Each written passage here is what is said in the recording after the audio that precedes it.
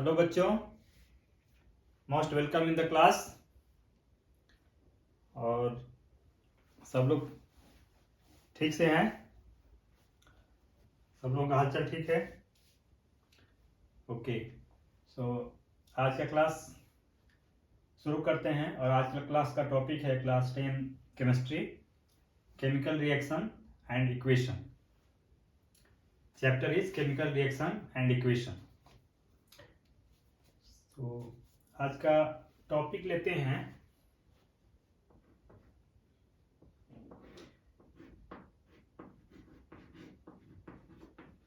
Type of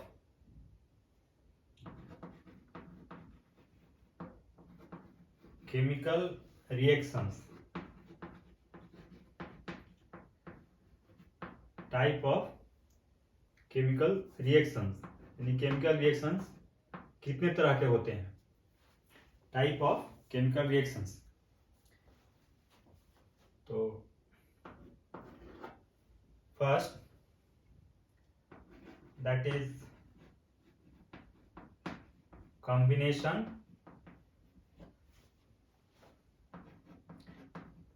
reaction. Combination reaction जैसा इसका नाम है कि इस रिएक्शन में कोई चीज कंबाइन होगा, यानी रिएक्टेंट्स कंबाइन हो जाएंगे। कंबाइन मीन्स जुड़ जाएंगे। So that is combination reaction. So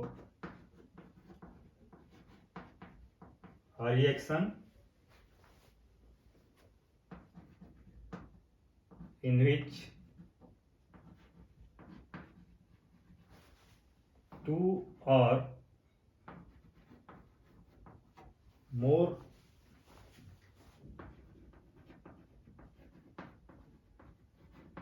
reactants combine to form a single product.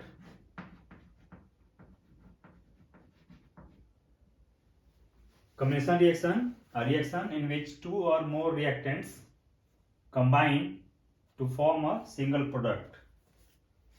वैसा रिएक्शन जिसमें कि दो या दो से ज्यादा रिएक्टेंट्स कंबाइन होके जुड़ के एक प्रोडक्ट बना देते हैं, उस तरह के रिएक्शन को हम कॉम्बिनेशन रिएक्शन बोलते हैं। For example,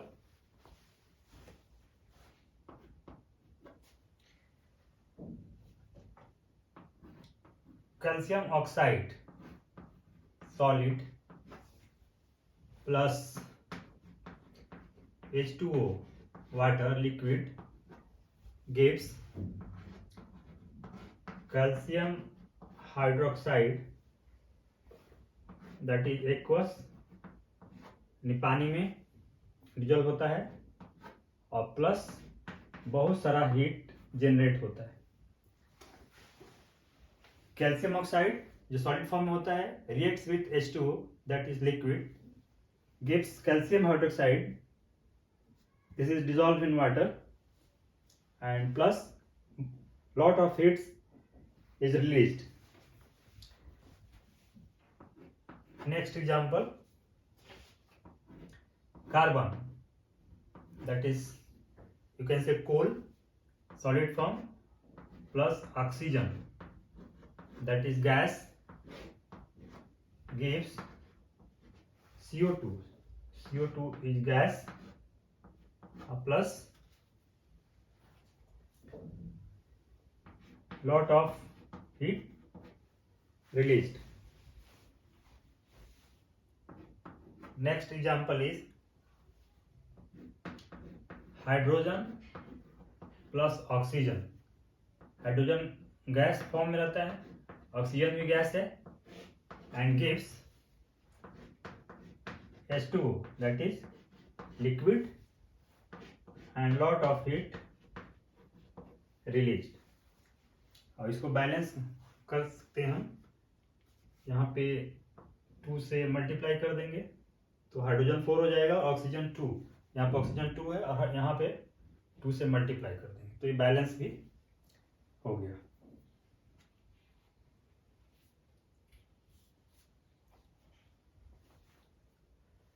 So these examples are from the combination reaction. ये जितने भी हमने 3 एग्जाम्पल दिया वो कॉम्बिनेशन रिएक्शन का एग्जाम्पल है, जिसमें कि दो रिएक्टेंट्स आपस में मिलके कंबाइन होके एक प्रोडक्ट बना देते हैं। जैसे कि फर्स्ट केस में कैल्शियम हाइड्रोक्साइड और वाटर दोनों आपस में कंबाइन होके कैल्शियम हाइड्रोक्साइड एक सिंगल प्रोडक्ट बना रहे हैं। उसी तरह से दूसरे एग्जाम्पल में कार्बन ऑक्सीजन के साथ रिएक्शन करके कार्बन डाइऑक्साइड गैस बना दे रहा है, that is a single product. उसी तरह से तीसरे एग्जाम्पल में हाइड्रोजन और ऑक्सीजन दो रिएक्टेंट्स आपस में मिलके कंबाइन होके वाटर बना देते हैं, that is the single product. और बहुत सारा हीट रिलीज हो रहा है, बट प्रोडक्ट एक सिंगल प्रोडक्ट बनता है। दो रिएक्टेंट्स आपस में कंबाइन होके एक सिंगल प्रोडक्ट बना रहे हैं। तो ये सारे एग्जाम्पल जो हैं कॉम्बिनेशन रिएक्शंस के एग्जाम्पल हैं। नेक्स्ट, इसको मिटा देते हैं।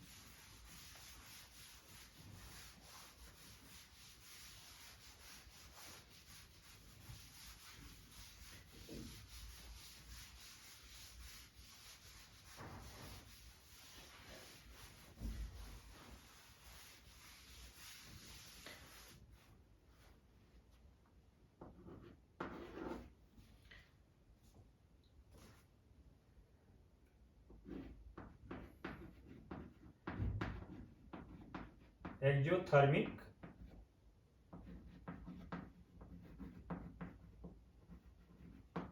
Reaction, exothermic reaction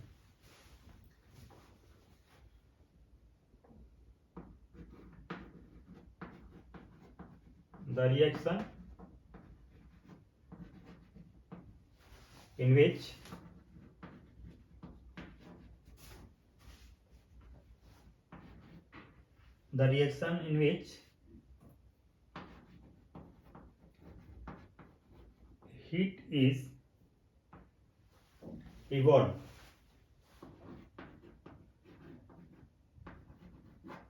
or you can say released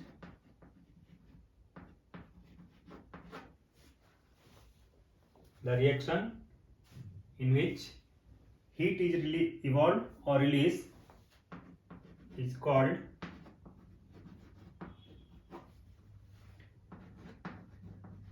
exothermic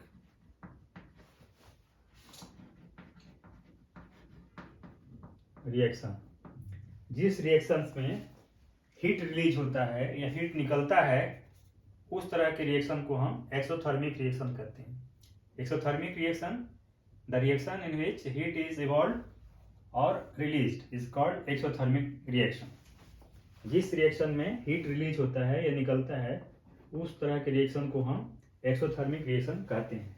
for example, जैसे कि मीथेन गैस जो हमारे घरों में होता है, तो मीथेन गैस को ऑक्सीजन के प्रेजेंस में बर्न करते हैं, जलाते हैं, तो उसमें कार्बन डाइऑक्साइड निकलता है और प्लस वाटर निकलता है एंड बहुत सारा उसमें हीट रिलीज होता है। मीथेन को जब बर्न करते हैं इन प्रेजेंस ऑफ ऑक्सीजन तो कार्बन डाइऑक्साइड बनता है और वाटर बनता है, बहुत सारा हीट रिलीज होता है जो खाना बनाने के काम आता है। और इसको हम बैलेंस कर सकते हैं, यहाँ पे 2 से मल्टीप्लाई कर देंगे और यहाँ भी 2 से मल्टीप्लाई कर देंगे। और carbon dioxide is the gas and this water is the liquid, this is the physical state.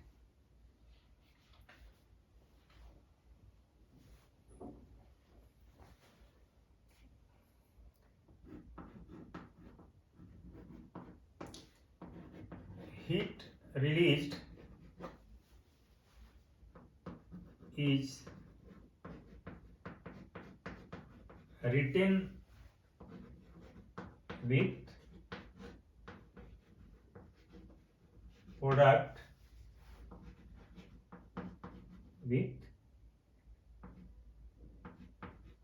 Positive sign. जो हीट रिलीज होता है, एक्सोथर्मिक रिएक्शन की पहचान है कि जब हीट रिलीज होता है तो प्रोडक्ट साइड में हम हीट को प्लस साइन के साथ रखते हैं। एक्सोथर्मिक रिएक्शन में जब हीट रिलीज होता है तो उस हीट को दिखाने के लिए प्रोडक्ट के साइड में प्लस साइन के साथ हीट लिख देते हैं।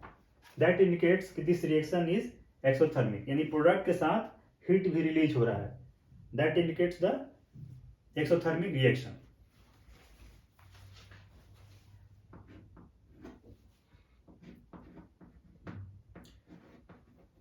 And digestion of food is also an example of exothermic reaction. जब हम खाना खाते हैं तो खाना डाइजेशन के बाद हमें न्यूट्रिएंट्स देता है और हीट रिलीज होता है, जिससे हमारा बॉडी का टेम्परेचर मेंटेन रहता है। तो digestion of food is also an example of exothermic reaction, और you can say respiration is an example of exothermic reaction. So this is the exothermic reaction. Exothermic reaction जिसमें कि after reaction heat is released.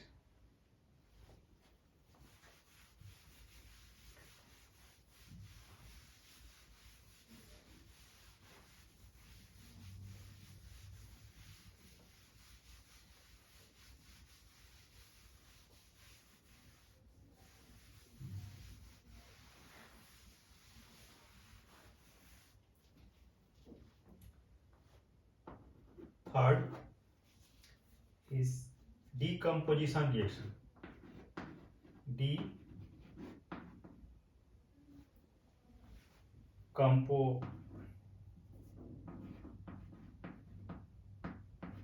Decomposition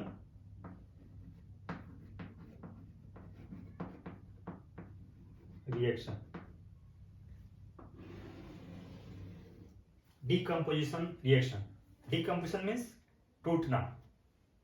decomposition reaction means जिस reaction में कोई एक substance compound break down होके टूट के दो या दो से ज्यादा कंपाउंड में बदल जाता है।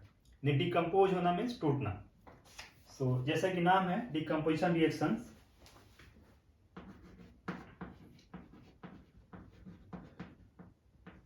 a reaction in which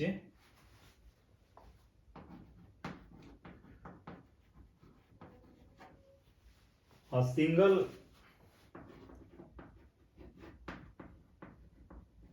compound breaks into two or more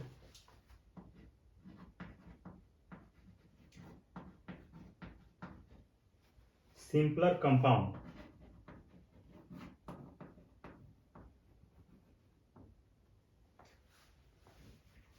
A reaction in which a single compound, एक compound, breaks into two or more simpler compound.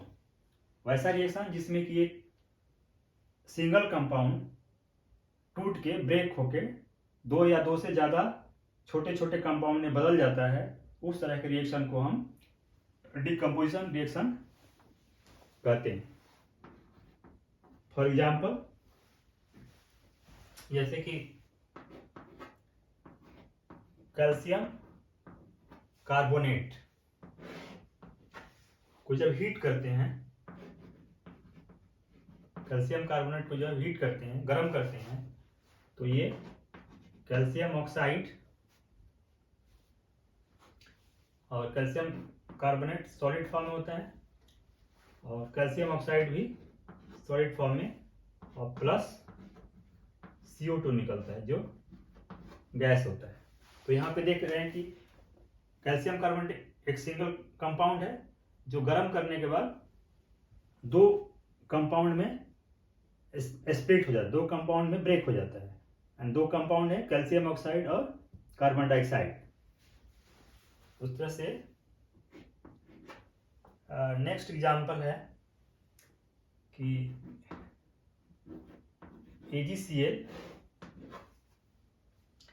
AgCl is the solid, और इसको हम यदि सनलाइट में रख दें, AgCl को sunlight में रख दें, तो Ag that is solid plus Cl2, ये गैस होता है, क्लोरीन गैस, और यहाँ पे हम इसको बैलेंस करने के लिए 2 से मल्टीप्लाई कर देंगे, और यहाँ भी 2 से मल्टीप्लाई कर देंगे।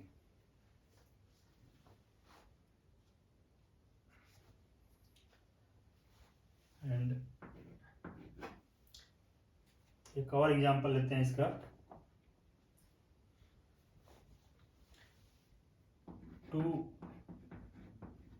2FeSO4 फेरस सल्फेट जो सॉलिड होता है, और इसको भी यदि हम हीट करते हैं, गर्म करते हैं, तो ये एक तो फेरिक ऑक्साइड में बदल जाता है Fe3O4, जो कि सॉलिड होता है Fe2O3 में कन्वर्ट हो जाता है, और plus sulphur dioxide gas plus sulphur trioxide gas में कन्वर्ट हो जाता है। फेरस सल्फेट को जब हम हीट करते हैं तो फेरिक ऑक्साइड और सल्फर डाइऑक्साइड गैस और सल्फर ट्राइऑक्साइड गैस बनता है। तो इस केस में जो थर्ड वाला केस है, या थर्ड एग्जांपल में हम देख रहे हैं कि एक कंपाउंड हीट करने के बाद 3 कंपाउंड में टूट जाता है, ये 3 कंपाउंड में बदल जाता है, जैसे ferric oxide, sulphur dioxide and sulphur trioxide में बदल जाता है। उस तरह से एक नेक्स्ट एग्जांपल ले सकते हैं, वो है lead nitrate,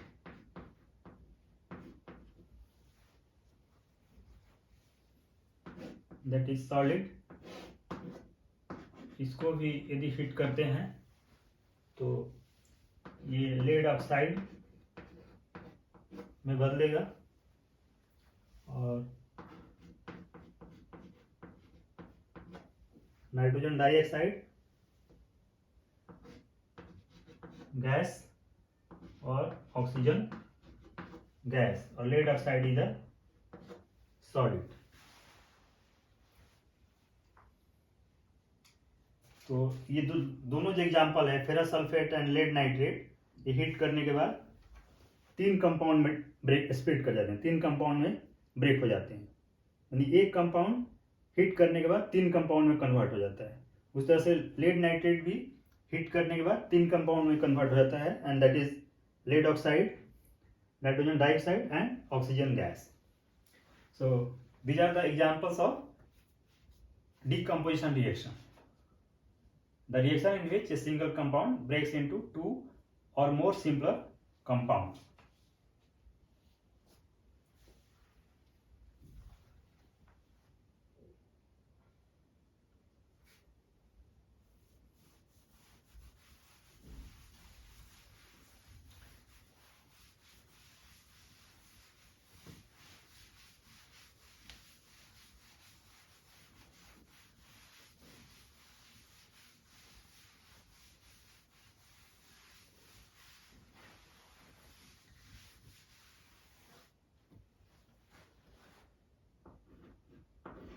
Four, that is the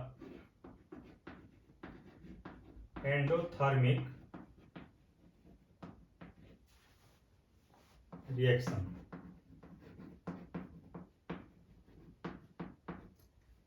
Endothermic reaction, reaction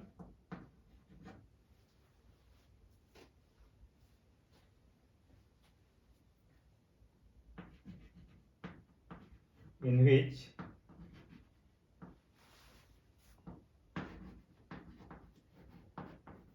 heat is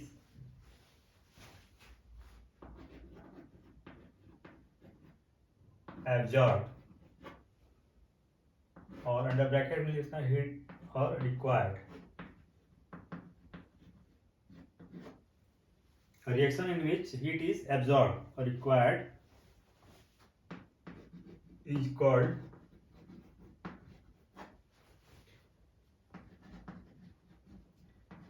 endothermic reaction. वैसा रिएक्शन जिसमें कि रिएक्शन होने के लिए हीट जरूरत है, हीट की जरूरत पड़ती है, या उस रिएक्शन में हीट एब्जॉर्ब होता है, उस रिएक्शन को हम एंडोथर्मिक रिएक्शन कहते हैं। जैसे कि फॉर एग्जाम्पल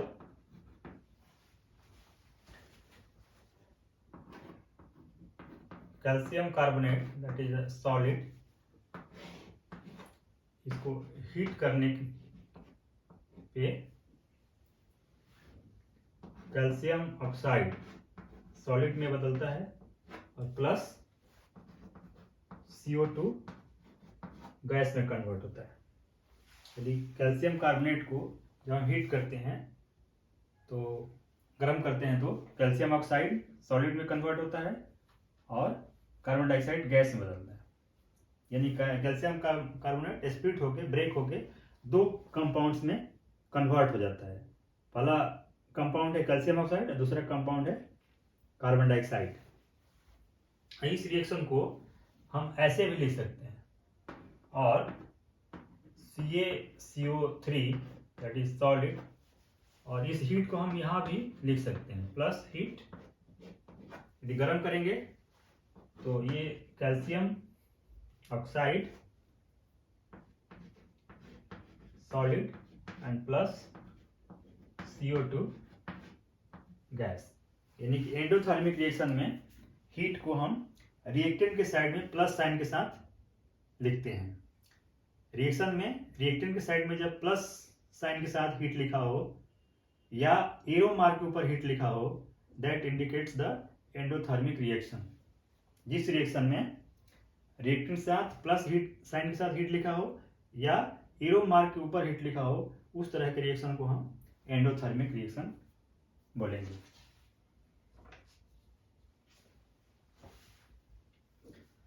अगला रिएक्शन लेते हैं, फिफ्थ रिएक्शन, और हम पढ़ रहे हैं type of chemical reaction.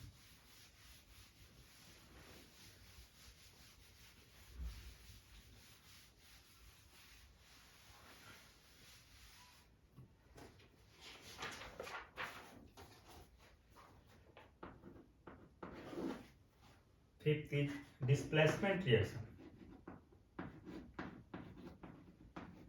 Displacement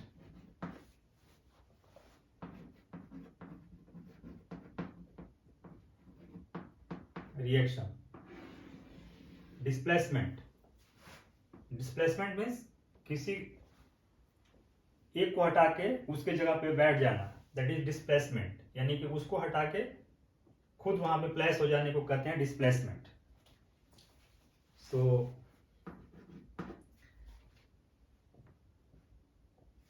chemical reaction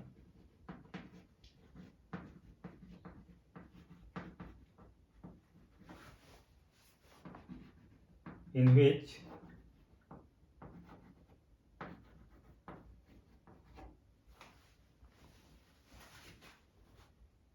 a chemical reaction in which a more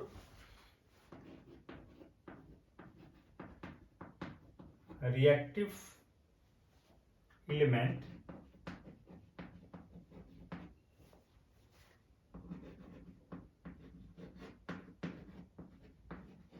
displaces the less reactive element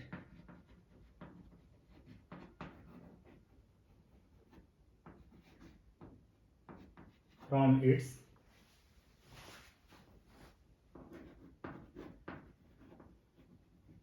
aqueous solution.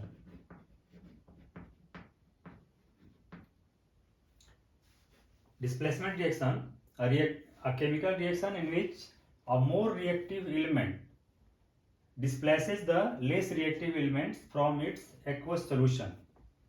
यानी कि जो ज़्यादा रिएक्टिव एलिमेंट है वो दूसरे कम रिएक्टिव एलिमेंट्स को हटा के उसका स्थान ले लेता है, उसकी जगह ले लेता है, दैट उस तरह के रिएक्शन को हम डिस्प्लेसमेंट रिएक्शन कहते हैं। फॉर एग्जाम्पल, इसको एग्जाम्पल लेके समझते हैं। जैसे कि आयरन सॉलिड फॉर्म में होता है एंड प्लस कॉपर सल्फेट, ये एक्वस फॉर्म में, यानी it is dissolve in water. तो ये फेरस सल्फेट में कन्वर्ट हो जाता है, that is dissolve in water, plus copper अलग हो जाता है, कॉपर इज द सॉलिड। तो यहाँ पे हम देख रहे हैं कि ये जो आयरन है, this is more reactive than copper, और यहाँ पे कॉपर जो है वो लेस रिएक्टिव है, लेस रिएक्टिव। तो आयरन यहाँ पे मोर रिएक्टिव है और कॉपर यहाँ पे लेस रिएक्टिव है, इसलिए आयरन कॉपर सल्फेट से कॉपर को हटा के कॉपर का जगह ले लेता है, और जब कॉपर का जगह आयरन ले लेगा तो जो प्रोडक्ट बनेगा वो फेरस सल्फेट बन जाएगा और कॉपर बाहर हो जाएगा सॉलिड के फॉर्म में। और यहाँ पे ये जो इसका कलर होता है वो ब्लू होता है, लेकिन जब ये फेरस सल्फेट बन जाएगा प्रोडक्ट के बाद तो ये ब्राउन हो जाएगा।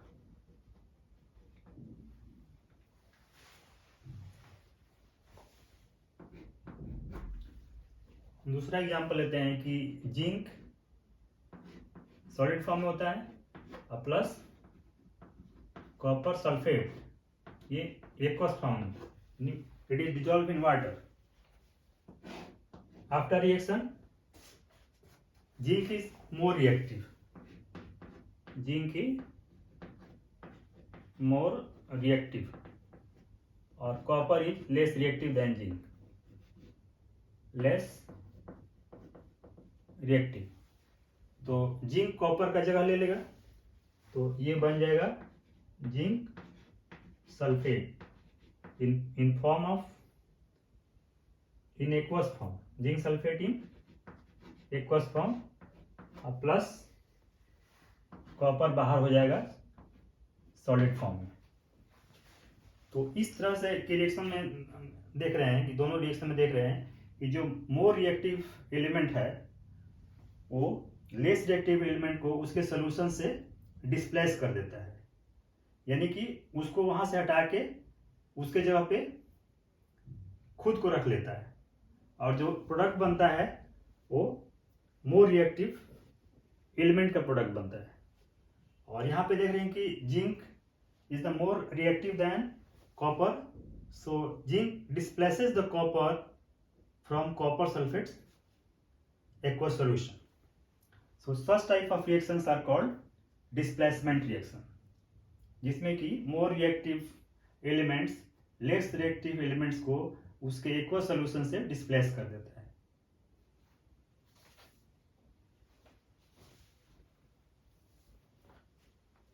नेक्स्ट रिएक्शन देखते हैं, अगला reaction.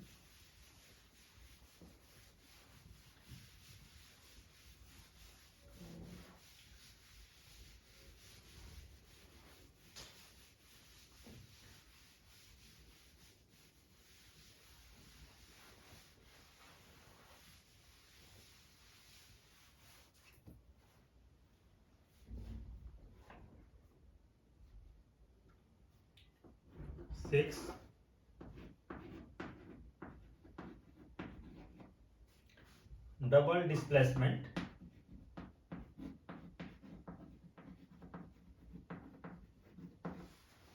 Reaction, double displacement reaction.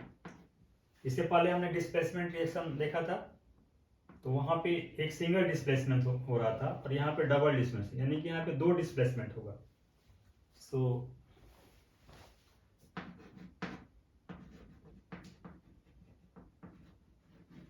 Chemical reaction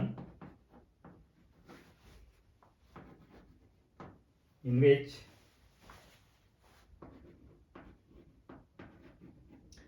a chemical reaction in which ions get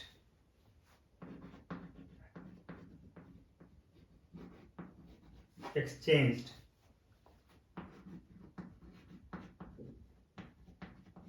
between two reactants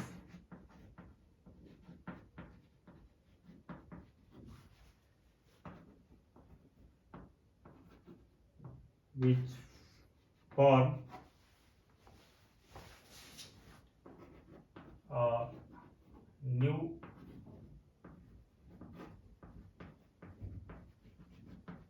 compound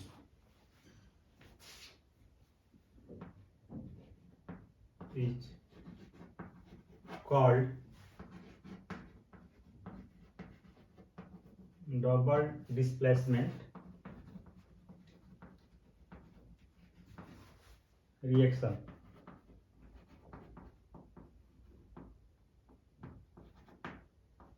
For example, double displacement reaction में chemical reaction in which ions get exchanged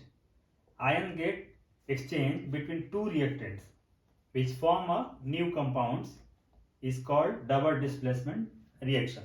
Example लेके देखते हैं. Sodium chloride, this is in aqueous form, and plus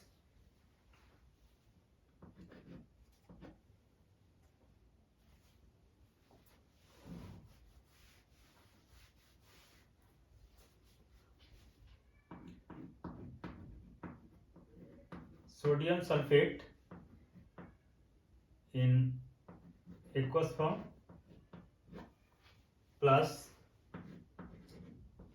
barium chloride, this is also in aqueous form. After reaction keeps NaCl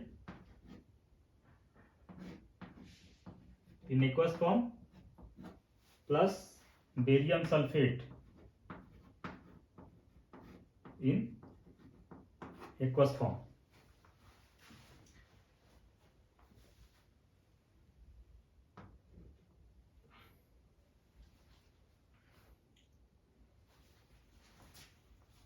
तो यहाँ हम देख रहे हैं कि हमने लिया है सोडियम सल्फेट और बेरियम क्लोराइड, दोनों आपस में रिएक्शन करके सोडियम क्लोराइड और बेरियम सल्फेट बना दे रहे. हम इसमें डिफिनेशन में लिखा हुआ कि इन विच आयंस गेट एक्सचेंज. आयंस जैसे कि सोडियम सल्फेट यदि आयंस में ब्रेक होगा, स्प्लिट करेगा, यदि एक्वस सोल्यूशन में इसको डिजोल्व करेंगे तो 2Na प्लस और प्लस सल्फेट 2 माइनस में कन्वर्ट हो जाएगा, स्प्लिट कर जाएगा, आयंस में बदल जाएगा. उसी तरह से यदि हम बेरियम क्लोराइड को वाटर में डिजोल्व करेंगे तो ये हो जाएगा बेरियम 2 प्लस और प्लस 2 क्लोराइड माइनस. तो यहाँ पे हम देख रहे हैं कि सोडियम सल्फेट में सोडियम आयन है और सल्फेट आयन है, और बेरियम क्लोराइड में बेरियम आयन है और क्लोराइड आयन है. तो यहाँ एक्सचेंज क्या हो रहा है कि सोडियम जो है बेरियम की जगह लेगा और बेरियम सोडियम की जगह ले लेगा, मैंने दोनों का आयन एक्सचेंज हो जाएगा. सोडियम सल्फेट से सोडियम हट के बेरियम यहाँ पे आ जाएगा और बेरियम की जगह पे सोडियम आके सोडियम क्लोराइड बना देगा. तो यहाँ पे हम देख रहे हैं कि यहाँ से सोडियम हटने के बाद जब बेरियम लगता है तो बेरियम सल्फेट बन गया यहाँ पे, और यहाँ पे बेरियम क्लोराइड की जगह पे जब सोडियम यहाँ पे यूज होता है, यानी यहाँ का सोडियम यहाँ यदि आ जाता है तो यहाँ पे सोडियम क्लोराइड बन जाता है. यानी दोनों रिएक्टेंट्स के आयन आपस में एक दूसरे से एक्सचेंज कर लेते हैं, gets exchange between two reactants. यहाँ दो रिएक्टेंट्स हैं, पहला रिएक्टेंट है सोडियम सल्फेट और दूसरा रिएक्टेंट बेरियम क्लोराइड है. दोनों के आयन आपस में एक्सचेंज कर लेते हैं, यानी कि सोडियम अपना आयन इसको देता है और बेरियम अपना आयन इसको देता है, और दोनों देने के बाद जो प्रोडक्ट बनता है that is the totally new product. तो इस तरह के केमिकल रिएक्शन को हम डबल डिस्प्लेसमेंट रिएक्शन कहते हैं, क्योंकि यहाँ पे दोनों आयन एक्सचेंज हो रहा है। यदि एक आयन एक्सचेंज होता तो उसको हम डिस्प्लेसमेंट रिएक्शन कहते हैं, लेकिन यहाँ पे चूंकि दोनों आयन डिस्प्लेस हो रहा है तो इसलिए this is the double displacement reaction.